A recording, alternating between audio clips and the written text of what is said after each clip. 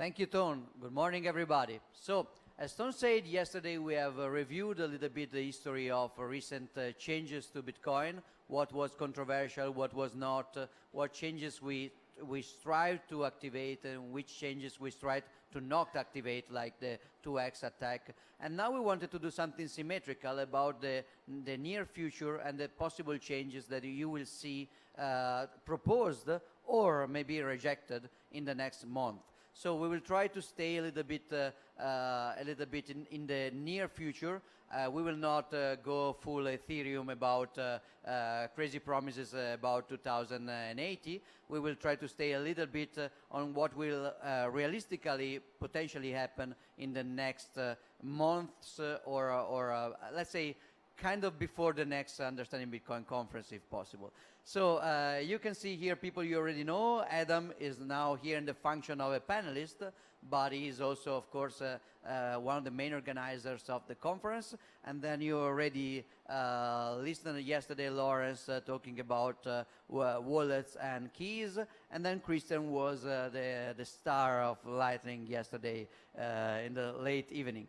Right now, I will ask them as a first round to tell us a little bit your general vision about the next thing that Bitcoin should or could possibly change for the better, especially focusing on protocol level changes. What could be controversial? What could be smooth? When do you expect, hypothetically, the activation?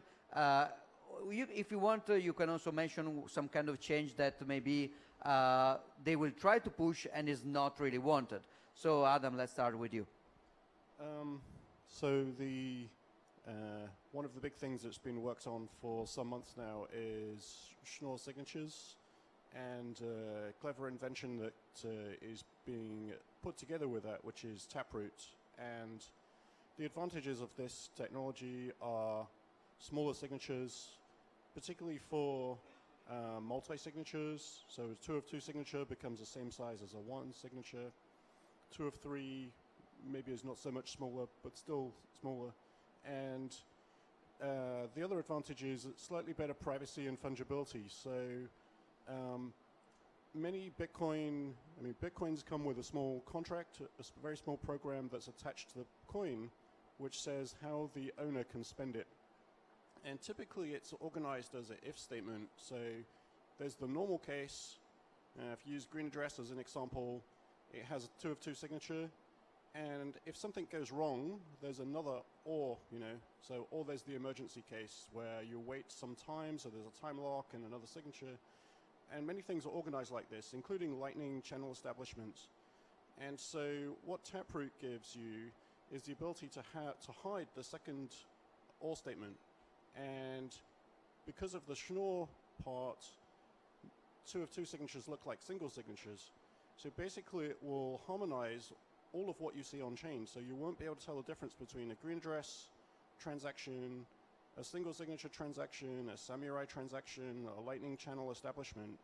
And it's only if somebody has to close a channel in a hostile way or exercise one of the emergency recovery procedures if they've forgotten their 2-factor that you see more details. So as the 99% case is that you don't use the rare emergency access, this should be quite nice for reducing fingerprinting of wallets so that people can't look at the chain and guess which type of wallet created that or tell whether that is a wallet transaction for on-chain transaction or a Lightning channel setup.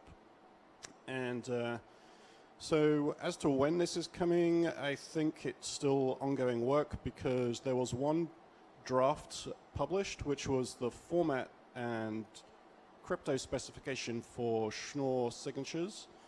And there has to be another BIP which will describe a proposed format for an opcode to add a new signature type for Schnorr and Taproot. So my guess would be like very late this year, probably next year, but you would have to talk with the developers working on it. And there are a number of people working on it. Peter Willer, Gregory Maxwell, Johnson Lau, and probably other people. I'm not directly involved in it myself, other than being very pleased and interested to see this improved technology become used. And I think personally that it's very uncontroversial. It's just a technical improvement. It's not interrelated with scaling. In a sense, there's no block size or weighting difference for these transactions. So I'm hoping that it will go smoothly, and we'll see that. And I think the other thing that would be good is finally some of the wallets and libraries that have been slow to adopt SegWit are starting to adopt it. And Schnorr will be another format change, so another type of signature, So I think if people are sort of coming to expect that new formats get introduced and you upgrade things, we're already seeing now some of the very latest signature types in services. Some people are pushing ahead, so that's good. So before moving to Lawrence, a funny story. We discussed a little bit with Lawrence, and he was especially eager to talk to you about Schnorr signature. So now that Adam stole your... Yeah, I'm going to talk about C-lining now. I'm going to steal Christian Decker's topic. No. So, yes, I wanted to talk about what Adam just said, so thank you, Adam. And I agree that the primary achievement of Schnorr is privacy, in my view. But the other side of the coin is that it's also cheaper, it's more efficient. So, I mean, you can fit more transaction in a block. It means that your very complicated multi-sig transaction can be as efficient as a single-sig transaction. And I think that good privacy goes hand in hand with cheaper and more scaling. So, fitting more transaction in a block, or like lining, it's a good way to scale, and also improves the privacy, because once you open a channel, you don't see how much traffic. Oh, so I am stealing. You could say how Green Address might use it. Right. So we plan to use Schnorr and Taproot as soon as possible. The idea would be that instead of having CDSA 2 of 2 multi-signature as we have today, we would have Schnorr 2 of 2 with the CSV, or I think I need to do a step back to explain a few things. So today's green address model is there's a multi-signature with 2 keys, and there's a out-of-band message that you receive every time you either send or receive Bitcoins, that allows you to recover just in case the server keys is not available. We plan to move very soon to something called check sequence verify, that instead of forcing you to receive something out of band, like by email, establish this condition on chain, so that it's atomic. You never have to wait to receive something in order to recover. It's automatically recoverable the moment you receive something. So it's in a way more trustless. And once we move to Schnorr, you can have something like that with Taproot. So as Adam said, it will look like one single signature when it comes to on-chain. The signatures are pretty much summed together of the 2 keys. And then there's another condition that in the Bitcoin script, so the thing that you reveal when you want to spend the transaction, that allows you to do the independent recovery, so with a different condition. And you can have pretty much an infinite set of conditions, I'd imagine.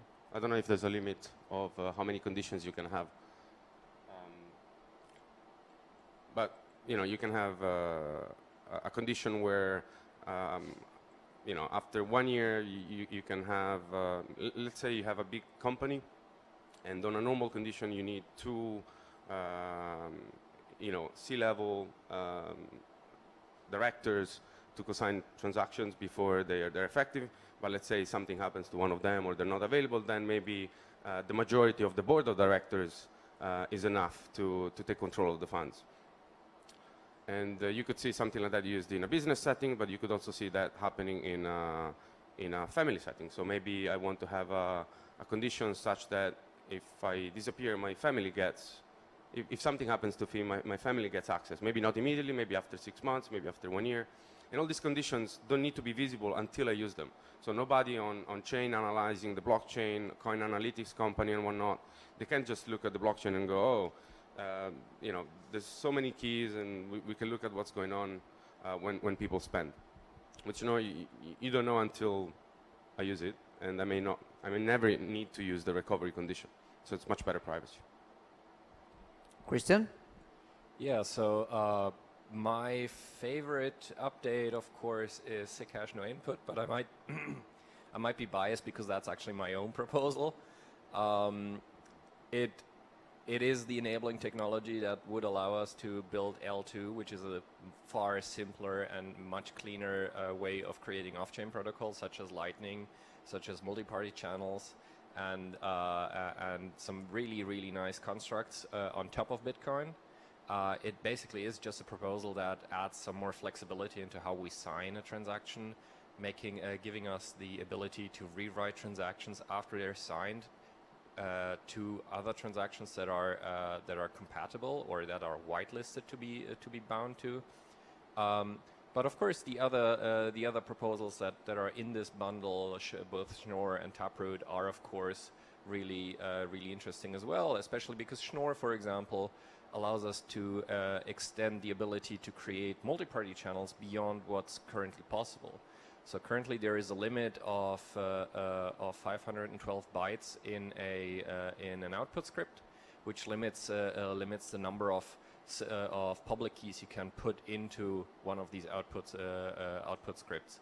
And so we're currently limited to about 15 channels, which matches perfectly the L2 case, where we actually have a 15 participant channel, and all 15 people need to sign off on changes to this channel itself. And with Schnorr, we can actually boil this down to a single signature being required, which basically just aggregates all of the public keys and aggregates all of the signatures of all the participants. And so we can go beyond that 15 limit. And as a nice side effect, we also hide what we're actually doing here, because, well, this is now just a single sig that is controlling some funds, but in reality, behind the single sig, there is a community of 10 to 15 people that are co-signing about these funds. And with Taproot, of course, we can hide our activity. We can hide the fact that this is a Lightning channel or this is an L2 channel from the rest of the whoever might be watching the blockchain, because it now looks just like a single sig, and and all the advanced scripts are hidden inside of the Taproot commitment. So we get more privacy, we get more scalability when it comes to our channels, and of course we get the efficiency gains that we get from Schnorr. And just to clarify, the 15 limit, it's not a limit of C-lining, it's a limit of Bitcoin right now. So if you want to have a multi-sig of 20 people, you can do it today. Or not without some novel algorithm. Scheme. So basically the first round of answers was focused right now on Bitcoin script improvement, we could say. So signature improvement, syntax of the script improvement, introduction of sick hash no input. I wanted to also ask you about another buzzword that we were pushing a lot some time ago, which is side chains. So we were very excited about side chains just I think 3 years ago, because they were also sold by some of us as potentially altcoins killer. So the idea was, do you want to experiment with something new? It's okay, but don't print new money just to experiment with new infrastructure. Create the infrastructure, but just interoperate with the existing financial asset without bootstrapping the asset from scratch. So that's fine. I remember a tweet by a very faithful Bitcoiner. His name, I think, is Brian Armstrong. And it was a tweet from 2014. It was like, altcoins, I quote from memory, altcoins are a waste of time. We should focus on Bitcoin and side chains. I mean, I agree with Brian. Brian is great. So what is the state of the sidechain idea? Is it still, of course, I mean, Adam, I start with you, and then I will ask also maybe if you have opinions. You, of course, are working with Blockstream on Liquid, so you will be strongly biased on Liquid as a solution. But as a general concept, the idea, I mean, Liquid has a specific set of features. The general concept that if you want to experiment with new feature, instead of printing new scam coins, you should use interoperability with Bitcoin. How is that idea generally going? How is it close or still far? And which are the options on the table? Yeah, so it's, I mean, there are live sidechains today, but they are, so in the sidechains paper there were two types of sidechain. There was a federated one and a peer-to-peer one. So what's implemented today is the federated one, and one of the reasons for that is that the federated sidechain doesn't need feature changes in Bitcoin itself.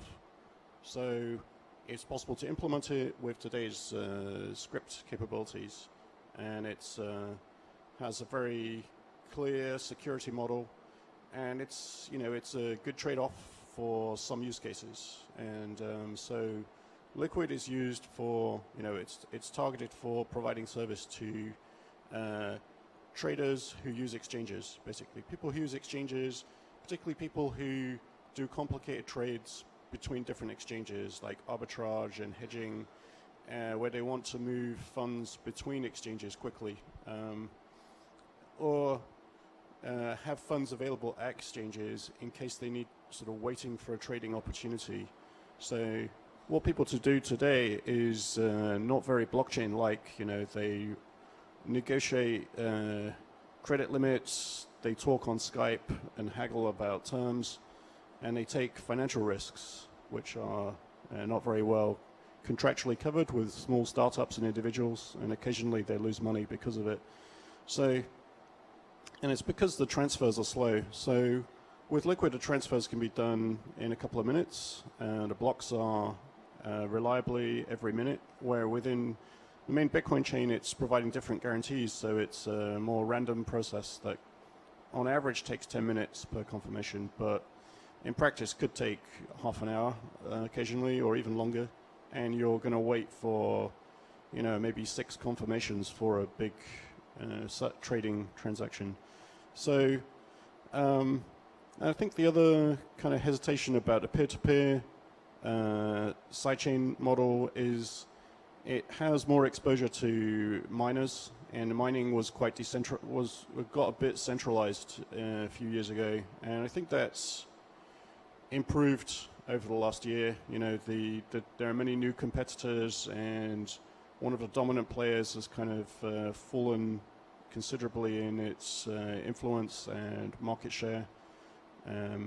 So I think that's probably for the better. You know, if mining decentralization is better, peer-to-peer sidechains become safer. Your security model is basically that some threshold, maybe 50% or less of the miners are going to act honestly. So that was one of the impediments to doing the peer-to-peer. And the other thing is more of a technical challenge. It needs additional opcodes in Bitcoin to understand the proof that everything is correct in the sidechain for the claim that they would like to withdraw coins. So there are a few variants of that, but the short-term one is like SPV, so it's just saying that the longest chain in the sidechain seems to say that it's okay to remove funds, and that's really an assertion from the sidechain miners if they were mining it. So with Liquid, we use hardware modules to store keys, and a very carefully chosen small amount of business logic about the security of the peg is understood by the hardware module. So that means it's not entirely protected by software, but also by some hardware. And the peg out funds are enforced to go into offline hardware wallets. So the people that are participating in Liquid at a service provider level are they have their master public key from their hardware wallet, which they put into the configuration, and the hardware module enforces that the peg out goes to that. So that's just an extra kind of security assurance. And I mean, your other question about, will sidechains kill Ethereum or Tron or EOS, or, I mean, there are dozens of them these days. Or Monero, I mean, a project I love, but Yeah. if you can do a Bitcoin Monero sidechain, why not? I mean, Right. can we tell people just create your Bitcoin sidechain with Monero technology, or we still can't? I think we can. I mean, the source code for Liquid, there's an open source project called Elements Project, which has the source code, and there are some companies, I think Commerce Block has worked with it, and other companies are using it, so you can use it to start your own chain or make changes. You do need to operate a federation today because it's not fully peer-to-peer, but I think, I think somebody said on a panel yesterday that it doesn't seem constructive, and this was my reaction for altcoins to, keep trying to repeat and make new coins because it's a form of dilution, and they generally have not proven to have long life, because there's a constant stream of new ones with new marketing budgets and the old ones run out. So I think it's much more interesting to focus on delivering value on top of Bitcoin. We have Bitcoin, it works. It's kind of analogy people use is the internet and TCP/IP. Everybody built on TCP/IP. Video streaming, web traffic, email traffic, all kinds of applications, all based on one protocol. It doesn't help progress to have dozens of competing protocols that don't really have meaningful differences at the base level. So the base level here is a very deep liquid electronic cache, which I think is Bitcoin. So I think it's far more likely that that sidechains do eventually win out over altcoins as a way to do innovation, but probably the downfall of the altcoins and different smart contracting platforms will be themselves, because they're competing against themselves. So, EOS and Tron, and I don't even know all the names of them these days, but, many of them have quite large budgets, and they're using their marketing to search for visibility, basically. So unless you guys have a contribution to the sidechain topic, I will ask you do. So just a quick note. I've just been asked yesterday again whether Lightning is actually a sidechain, and it probably depends a bit on the perspective you take on this. It's an altcoin, right? It definitely is, yes. Actually, an altcoin is our latest release name. And it probably depends on which direction you come from, right? If you come from the experimentation side of viewpoint, then probably isn't a sidechain, because we don't use a blockchain, we don't use it to experiment on innovations on the base blockchain. But if, like you did initially, come from the Bitcoin being the denomination point of view, that you don't need to create your own currency to start experimenting, then we're pretty much a sidechain, because we are denominated in Bitcoin. We build on top of the Bitcoin blockchain, and we try to extend it that way. So I guess it depends a bit, and thank you very much for the person who asked me yesterday about this very philosophical question about whether Lightning is a sidechain. I heard a philosophical argument that a single Lightning channel is a permissionless sidechain of two people, and they are all interoperable. That's possible, yes. So you see that we can probably go on about discussing this, and you will probably hate me for bringing up Lightning in every single topic, but hey, I'm the Lightning guy, right? I thought sidechains implied there's blocks and there's no blocks in Lightning. Yeah, that depends on which viewpoint you take, right? If you take the currency viewpoint, where we trade Lightning and we trade Bitcoin, and we denominate everything in Bitcoin, then we are a sidechain. If you come from the technology aspect and talk about a blockchain being used to experiment for features that we might backport into Bitcoin, then we're definitely not a sidechain. Basically, we could abstract the side system terminology to indicate any system not using the Bitcoin blockchain to transact Bitcoin. In theory, correct me if I'm wrong, but Liquid could not use blocks in theory, could maybe sign any single transaction to avoid double spending. So the fact you use blocks is mostly interoperability and reuse of codes and standards, right? So an exchange moving funds from one account to another is a sidechain? That's a good question. An exchange with a very strong HMS structure, is that a sidechain? I don't know. So okay, we're going. It's probably also worth mentioning that sidechains are far more flexible than layer 2 protocols, because you can actually change the fundamentals of the blockchain itself, and like you said, you could do away with the blockchain altogether, whereas Lightning will always have to represent all of its state as Bitcoin transactions. So that's the limiting factor for Lightning, for example. So starting from Lawrence this time, yesterday during the key management panel and demos, kind of a specific mantra emerged about the fact that you have to save this big number, this secret key that was explained like, you know a number, as far as you know this number, you will move Bitcoin. So this model is very simple conceptually. You know a secret and you move Bitcoin. But with all the evolution we are talking about, for example, let's assume a Schnorr taproot very long script in which you will expose to the blockchain only one part of the script if needed.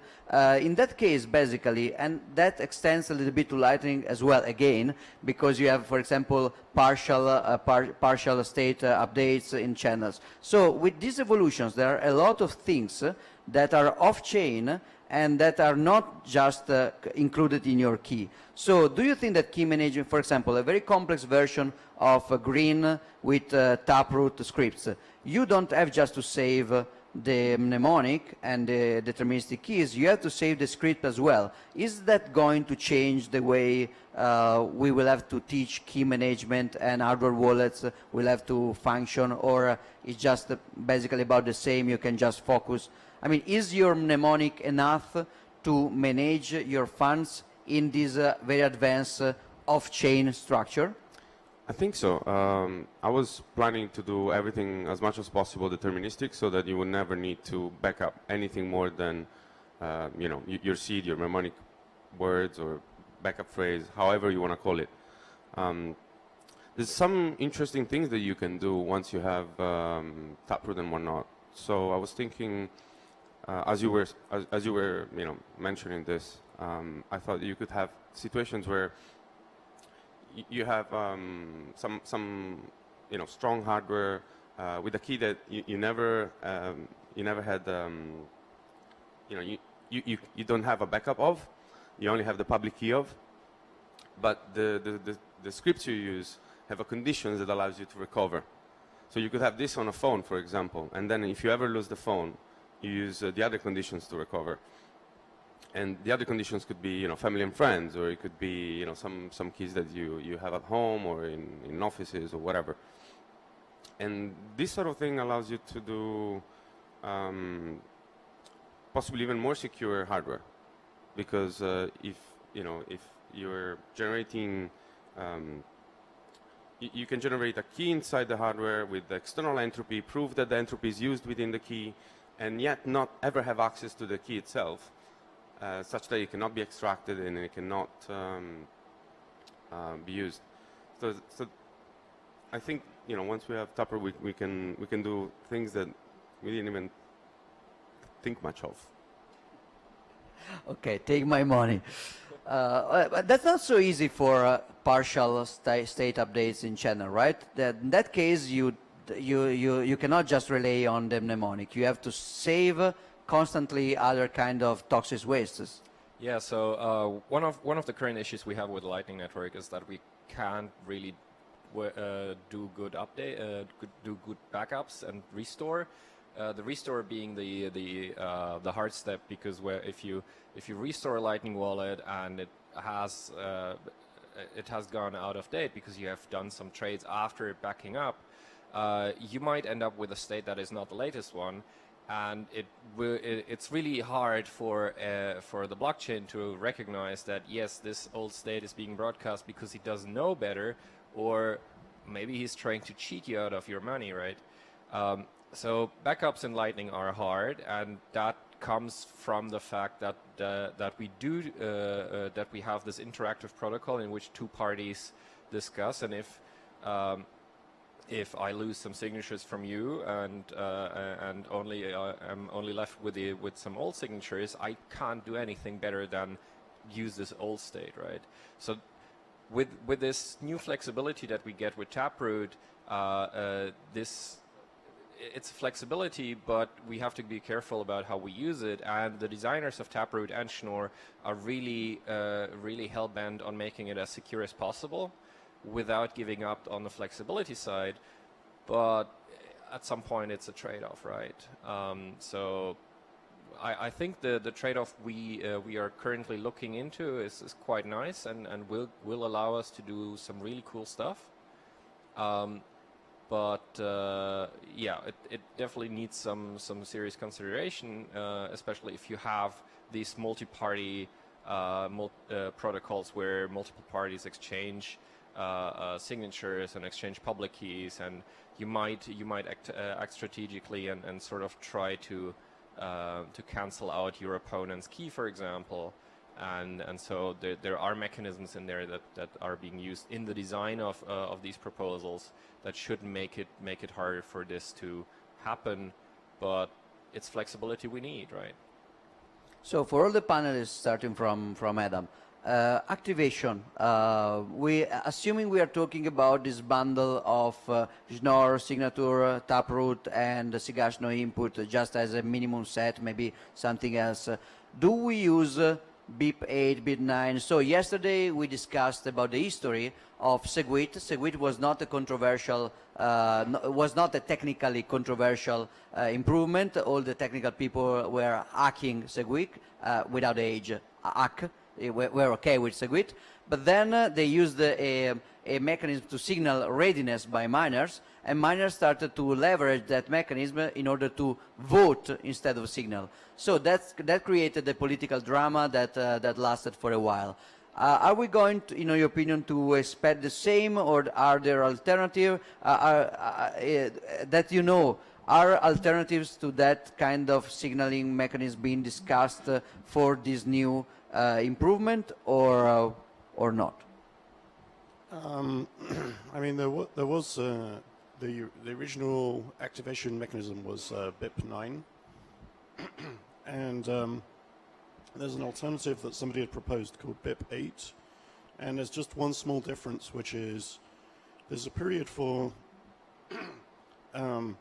the activation level to reach its threshold, and with BIP 8, if it doesn't reach the threshold, it activates anyway at a fixed date. So it kind of gives a flexible way for miners to signal that they have upgraded and they're ready. But at a long time, I think like a year, it will activate regardless, kind of thing. So that's one alternative that's been considered. I haven't been involved in the discussions, but maybe there are some other alternatives. I mean, one very simple one that's been used in the distant past, I think P2SH was done with a flag day. Proof of Gavin. Yeah, I mean, a flag day, like this activates here. That's not as flexible, and maybe has its risks if you wanted to back out or something. Yeah, I mean, I think that the idea of having miner signaling and then activating anyway after a certain date is great, because it allows to go as fast as you can if everyone is on board and activating. Otherwise, it will have to take longer, but it will happen anyway. So what about proof of hash? Can we just use hash to signal readiness like in WASP? Well, yes. I mean, I was a supporter of USF, but I don't know if it's going to be like that or not. I thought Schnorr wasn't controversial, but ultimately took a bit. Now I don't think. Sorry, I said Schnorr. I meant Segwit. I don't think Schnorr and Taproot are controversial, but we'll see. Because there's a privacy component that I'm sure some people are not going to like. And so I'm afraid that there's going to be some pushback from people that are not privacy happy.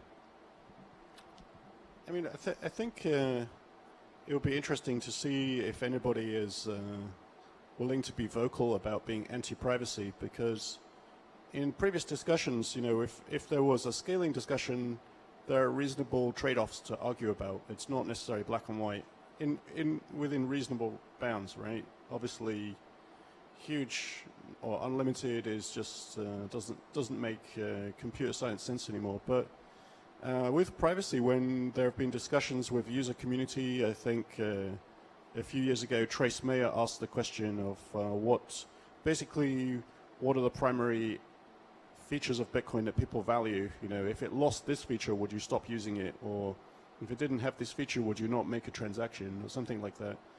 And it seemed like for privacy, you know, almost everybody was in favor of privacy on the user side. And I mean, exchanges are just providing service to users. So if they say, oh, we don't take transactions that are private, users will just switch service provider ultimately. So it's very unpopular for people to say they don't like privacy. So it would be interesting to push them to see if they were willing to do that. Bitcoin without censorship resistant is not very useful. It's like a worse version of PayPal, less efficient, more costly, slow, stupid. With censorship resistant, you know, it really makes sense. And this would massively improve the censorship resistant, because you don't know, and if you don't know, there's less to censor. So yeah.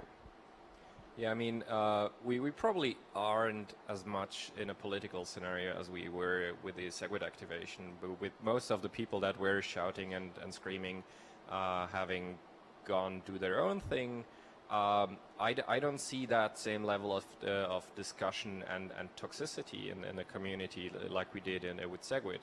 We don't see people claiming that now suddenly all the money that you put on SegWit is basically anyone can spend, or that this is overly complicated, or all of these nice arguments. It's quite the contrary, right? SegWit bought us the ability to create some really nice and deep changes without having to hard fork anymore, and so we now can engineer these really clean and precise and minimally changes to the Bitcoin protocol in a very targeted way without having to carry around the baggage from previous generations of the protocol. So I think this is uncontroversial. Unlike maybe SegWit, I hear far less opposition to this bundle of upgrades, and I'm pretty hopeful that we can get this done quite quickly.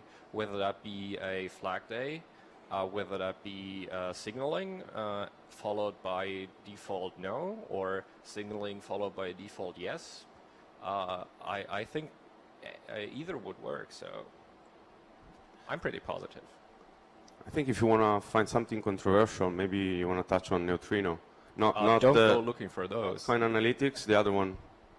Which is anyway, I mean, not consensus change, so it could be more. Well, potentially could be. Potentially right. could be backed That by could a be soft fork, which helps to, with to force the commitments of the filters in. Well, maybe even Giacomo input had some controversy about the punishment model against the not punishment model among some Lightning developers. I've seen some discussion about that, right? So I think that so just for context, Lightning currently uses punishments. So if you misbehave, you lose all of your funds. Whereas L2 is just override based, where basically if you publish an old state, I will just override whatever effect you had, without stealing the entirety of your funds, but you will still have to pay fees for your failed attempt. I don't think that this is a criticism of Zcash input itself. It's more of a criticism of L2, and a fair one at that. But I don't know how deep I should go into L2. But I mean, the fear is often that removing punishments would make it basically free. That for you to attempt to cheat. And so if you don't have any skin in the game, you can just try to recover your funds. But it's not free because you have fees. You might not die from the first attempt of cheating or the first mistake you make. I mean, it happened to me that I published an old state by mistake, and suddenly I lost my money. Everybody loves punishing cheaters as long as it's not them cheating. So I often compare it to a death by 1,000 cuts compared to a beheading. Even a death by 1,000 cuts will kill you eventually. It's just a bit more forgiving. And the current limit that we have in Lightning is that you have to have 1% in reserves. You can never go below. So the most you can lose, if you're a strategic player, the most you can lose is 1% of the channel capacity, which is less than the transaction fees currently for many channels. So L2 would actually punish you more for cheating, not less. But going back to SIG hash no input, this is not a criticism about SIG hash no input. We are basically discussing on how to make SIG hash no input harder to accidentally misuse. But I think the core concept of SIG hash no input is pretty much established, and it's protocols that we build on top that might need refinement, and where the discussions are at. So, Ton, I think we have time for maybe a couple of questions from the public. If you have some, use the mic there. Thank you.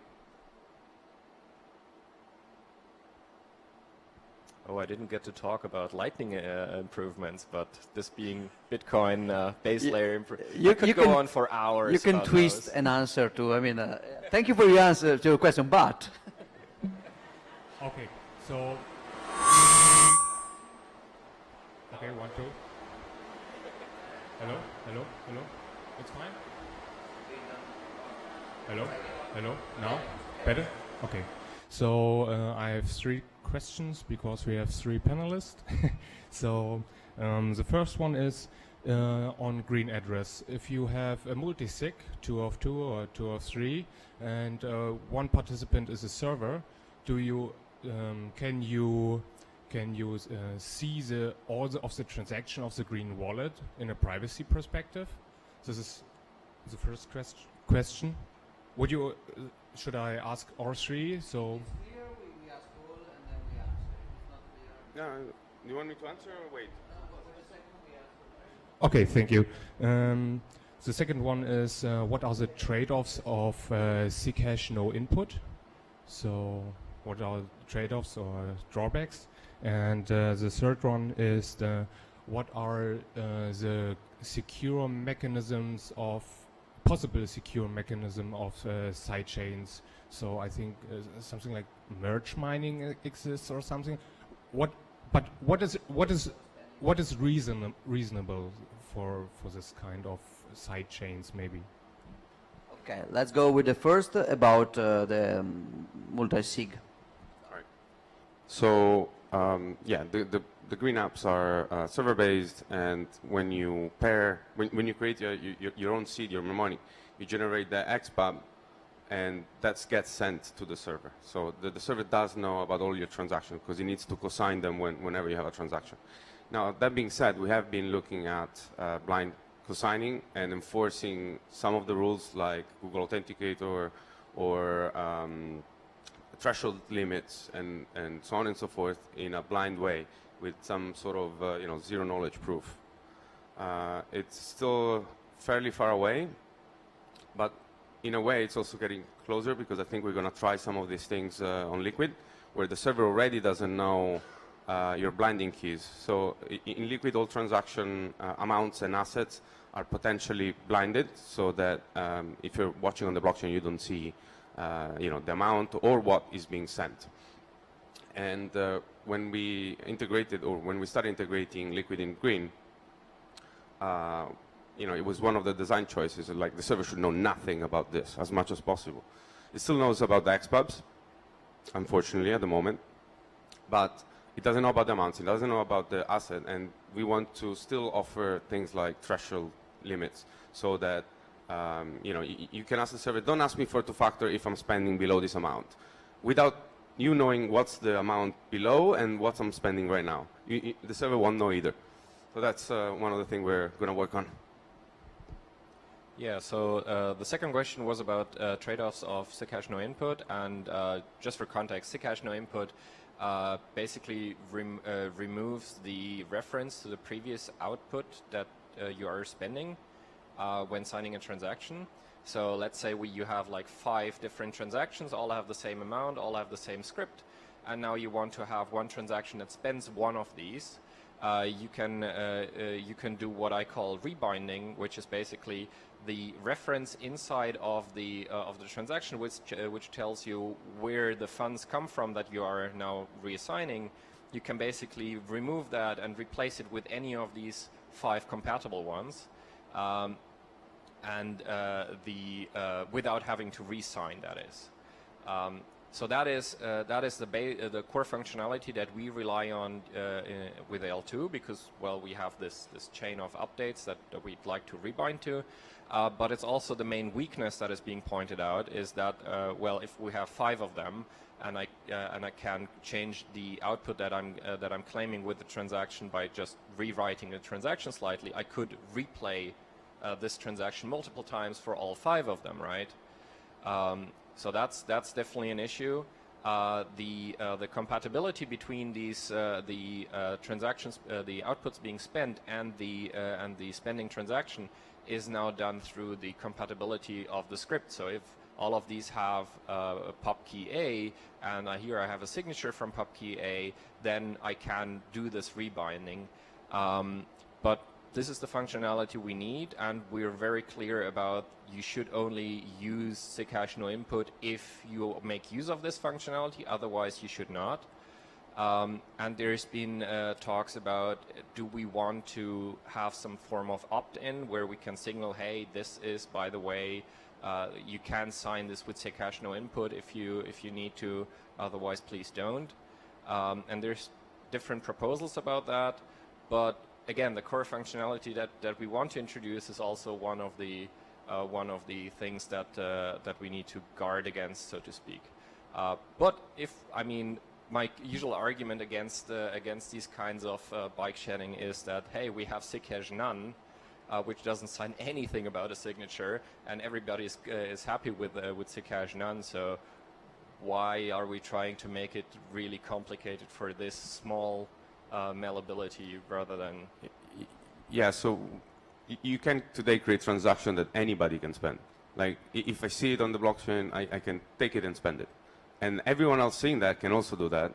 And ultimately, the miner can do that, and just before including, they'll swap it with theirs and take the money. So it's possible today, and this is just yeah, it's basically just discussing about safeguards that we can put in place for normal users that are not protocol developers to guard against unwanted rebinding of their transactions. So did I understand it correctly that only the person who signs this Zcash no input can change with the signature of itself, of himself? Yes. So no other party can participate and change something. Yeah. So when signing, you basically say, hey, I'm signing this part, and this part, and I'm skipping this part. And the way you signal that is by saying by appending the Zcash flag.